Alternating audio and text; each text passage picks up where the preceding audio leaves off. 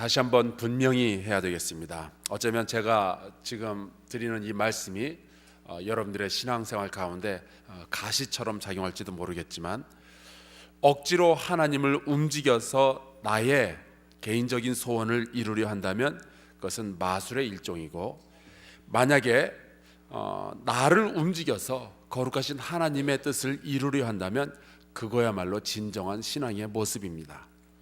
하나님의 뜻 같은 것은 안중에도 없이 내 소원만 목이 쉬도록 반복적으로 하나님 앞에서 부르짖는 것은 이방인의 기도라고 부릅니다. 우리가 습관적으로 그런 기도를 하게 되는 이유는 우리가 하나님의 마음을 잘 알지 못하기 때문입니다. 하나님의 마음을 알지 못하니까 하나님의 뜻이 나에게서 어떻게 이루어져야 되는지를 잘 모르는 거죠. 우리가 하나님의 마음을 알지 못하는 이유는 우리가 진리를 가지지 못했기 때문이고요, 우리가 진리를 가지지 못하는 이유는 하나님의 말씀을 가까이 하지 않았기 때문입니다. 그러니까 성경 공부는 하지 않으면서 기도만 하는 것이 이렇게 위험합니다. 배움과 기도는 같이 가는 겁니다. 기본기니까. 하나님은 아버지시니까 자녀된 우리가 뭐 그렇게 기도할 수 있지 않습니까? 내 소원을 마구잡이로 이야기할 수 있는 거 아닌가요? 네, 할 수 있습니다. 그래서 우리의 사랑하시는 아버지께서 우리가 그렇게 기도하는데도 안 죽이고 기다리시는 거예요.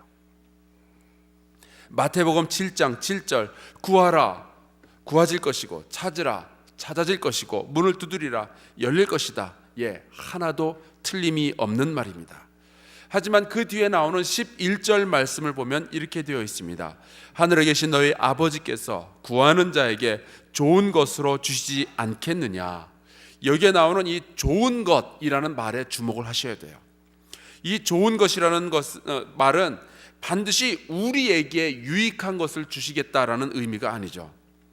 우리의 유리한 것들, 모든 지혜와 모든 지식을 가진 하나님께서 판단하시기에 좋다고 여기는 것을 우리에게 주시겠다라고 하신 겁니다.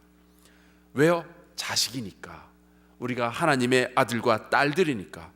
그러므로 하나님의 뜻과 나의 뜻이 서로 다른데 내 뜻만 이루어보겠다고, 하나님의 뜻을 꺾어보겠다고 기도하는 것을 야고보서 4장 3절은 한마디로 이렇게 요약합니다. 구하여도 받지 못함은 정욕으로 쓰려고 잘못 구하기 때문이라. 언약궤를 움직여서 하나님을 자기들 마음대로 부려보려고 했던 이스라엘의 계획이 수포로 돌아갑니다. 이스라엘은 큰 패배를 맛보았습니다. 하나님의 언약궤를 블레셋에게 빼앗겼고, 엘리의 두 아들 홈니와 비느하스도 죽었고, 여호와의 언약궤는 블레셋 사람의 손에 있었습니다. 그런데 어느 정도 시간이 지나자 슬슬 하나님께서 일하기 시작하십니다. 이스라엘의 의도대로가 아니라 하나님께서는 하나님의 시간에 하나님의 방법으로 일하시는 겁니다. 블레셋은 여호와의 언약궤를 자기들의 신전에다가 보관해 놨는데, 어느 날 보니까 블레셋이 모신 그 다곤 신상이 넘어지고 손목 부러지고 발목 부러지고 목도 떨어져가지고 대굴대굴 굴러다니고, 그리고 블레셋 사람들의 그 진영에는 이상한 독종, 그러니까 전염병이 돌기 시작한 겁니다. 이 블레셋 사람들은 좋지 않은 기운을 감지하고, 안 되겠다, 이거 여호와의 언약궤를 빨리 그 이스라엘에 돌려보내자. 여러분, 하나님의 것은요, 결국 하나님의 자리로 돌아오게 되어 있습니다. 하나님의 사람은 말이죠, 결국 하나님의 품으로 돌아오게 되어 있습니다. 그리고 여호와의 궤는 기럇 여아림 사람들의 땅에서 장장 20년을 있게 됩니다. 그리고 2절에, 오늘 우리가 같이 읽은 말씀 2절에 이런 기가 막힌 말씀이 있습니다. 이스라엘 온 족속이 여호와를 사모하니라. 이것이 바로 하나님께서 이스라엘에게 원하셨던 거예요. 이 일이 일어나기까지 하나님은 20년 동안을 기다리셨습니다. 어쩌면은 여러분들의 남편이나 여러분들의 자녀가 하나님께로 돌아오며 하나님을 사모하기까지 하나님은 20년 동안을 기다리실지도 모르겠습니다. 너무 길다고요? 아닙니다. 돌아만 온다면 20년이 아니라 50년이라도 하나님은 기다리실 겁니다. 우리가 기도할 때에 바로 이 부분을 기억해야 됩니다. 영적인 싸움에 있어서 가장 중요한 것은 싸움의 기술이 아니라 하나님과의 관계입니다. 가장 먼저 신경 써야 할 것은 내가 싸움에서 이기기 위해서 무엇을 할 수 있을 것인가가 아니라 그분과 내가 사랑하고 있는가. 나는 세상의 그 어떠한 것보다 하나님을 사모하고 그분을 사랑하고 있는가. 내게 어떠한 고통과 슬픔과 시험이 찾아오더라도 나는 그 하나님을 사모하며 기다리겠는가. 이것이 우리의 영적 전쟁에 있어서 가장 먼저 물어야 할 질문입니다. 드디어 20년이 지난 후 온 이스라엘이 하나님을 사모하게 되는 것을 보며 사무엘이 나서게 됩니다. 여전히 블레셋은 강력한 나라였고 이스라엘을 괴롭히려고 하고 있습니다. 이제는 이 블레셋과 싸워서 물리칠 때가 온 거예요. 그렇다면은 우리나라가 미군과 하는 것처럼 그 옛날 그 팀 스피릿이라든지 아니면 지난번에 했던 키 리저브라든지 하는 군사 훈련을 해야 될 텐데 사무엘의 접근 방식은 완전히 다릅니다. 그가 먼저 행했던 일은 하나님을 사모하는 이스라엘의 거룩함을 회복하는 일이었어요. 하나님을 사모하고 좋아한다는 마음만 가지고서는 안 됩니다. 구체적으로 그들의 삶의 방식 자체가 바뀌어야 했습니다. 그 이스라엘을 향하여 사무엘이 말하기를 이방 신들과 아스다롯을 너희 중에서 제거하고 너희 마음을 여호와께로 향하여 그만을 섬기라. 하나님을 사모하는 것만 가지고서는 안 돼요.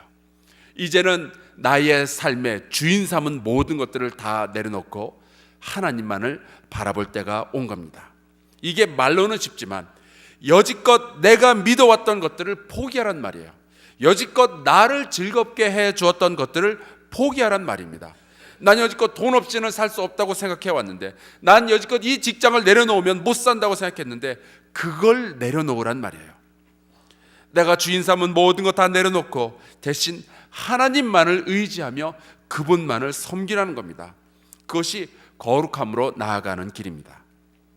이 거룩함으로의 복귀는 영적인 전쟁 가운데 있는 모든 성도들을 향하신 하나님의 강력한 부르심입니다. 어쩌면 지금 우리가 영적인 전쟁을 하는 도중에 해야 할 가장 간절한 기도는 취직이나 건강이나 재정의 문제를 해결하기 위한 기도들이 아니라 거룩함을 회복하기 위한 기도를 해야 마땅합니다.